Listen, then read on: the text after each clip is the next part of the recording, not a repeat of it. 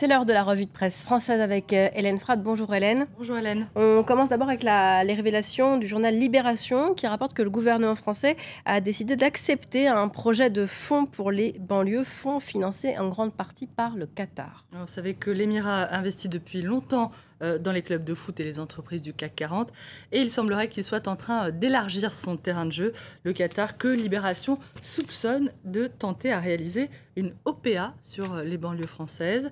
Le journal raconte comment Doha n'a pas hésité une seule seconde pour proposer 50 millions d'euros quand une association d'élus pour la diversité est allée frapper à sa porte pour demander de l'aide. On était alors en novembre 2011 sur le mode « Puisque la France ne s'occupe pas de ses quartiers populaires, eh bien, peut-être que d'autres auront envie de le faire ».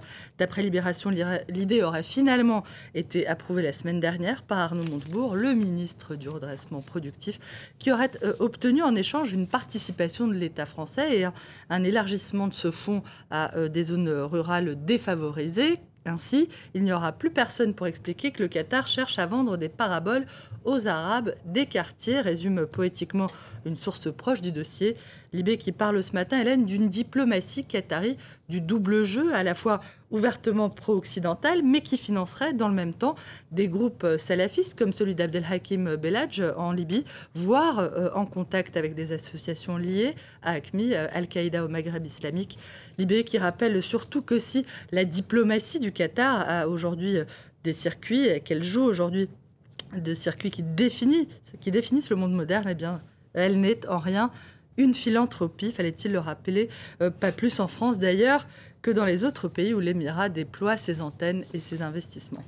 Politique à présent, et on reparle bien sûr ce matin dans la presse du nom des écologistes au pacte budgétaire européen. Le Conseil fédéral d'Europe Écologie Les Verts a tranché et son verdict, c'est que oui, le traité constitue un obstacle, je cite, à la transition écologique et que non, il ne résoudra pas la crise. Le nom monte, titre ce matin l'Humanité, en rappelant que la gauche de la gauche appelle d'ailleurs à une grande manifestation dimanche prochain pour demander un référendum sur ce traité. L'UMA qui regrette qu'en optant pour le service minimum du débat, le gouvernement ait choisi de minimiser l'enjeu de ce traité.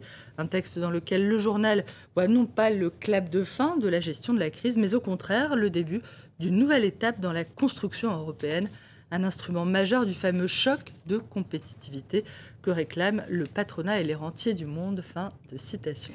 Le problème aussi, c'est que les écologistes font partie d'un gouvernement qui, lui, entend bien faire ratifier ce traité européen. Et là, forcément, ça se complique vraiment, résume Le Parisien, qui revient notamment, Hélène, sur la position pour le moins délicate dans laquelle se retrouve l'ex-patronne des Verts, Cécile Duflot. Aujourd'hui ministre du Logement, elle n'a, quant à elle, toujours pas pris position officiellement. Cécile Duflot, qu'on retrouve forcément en posture délicate, à voir avec ce dessin où elle joue les équilibristes à vélo sous les yeux de Jean-Marc Ayrault et François Hollande. Les Verts veulent garder les mains libres, mais je ne suis pas sûre que leur position soit très tenable. Et ce couac fait bien sûr la une du Figaro ce matin. Le journal se fait une joie de rappeler que cette révolte ne pouvait pas moins bien tomber à un moment où François Hollande dévisse sévèrement dans les sondages. Le Figaro qui estime que le chef de l'État ne peut accepter que la majorité soit une aimable pétaudière, je cite, où chacun peut dire ce qu'il pense et agir à sa guise. D'après le journal, les socialistes ont beaucoup donné aux écologistes qui ne représentent pourtant pas des légions, je cite toujours. Bref, il serait temps de leur rappeler qu'on ne peut vouloir tout à la fois le beurre, l'argent du beurre et la fille de la crémière. Je cite Le Figaro qui cite, une fois n'est pas coutume, Daniel Cohn-Bendit, en pleine rupture illivrée avec ses petits camarades verts. Merci beaucoup Hélène, c'était la revue de presse française.